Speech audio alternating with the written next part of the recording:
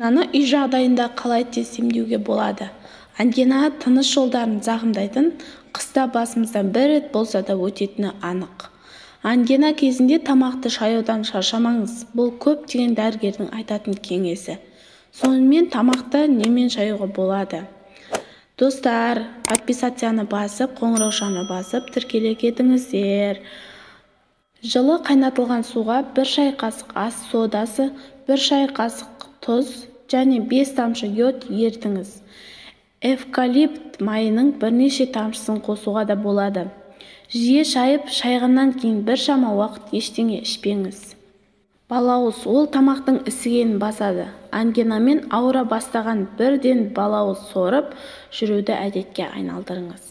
Пияз шырының 1 қасығын ішу ангинамен қош айтысуға көмектеседі. Оған шыдамаймын десеңіз, пиязды майда қылып турап, ингаляция жасаңыз. Орамжапырақ компресстері мойныңызға бірнеше жапырағын орап жатыңыз. Үстінен шарп байлап ұйықтаңыз. Лимонды тілімдерге турап, сорып жүріңіз. Артынан жылы шай ішіп, келесі лимон тілімін ауызға салыңыз. Ангинадан құтыласыз.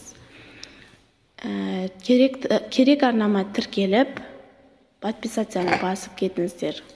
Керекті көптеген видеолар салып отырамын.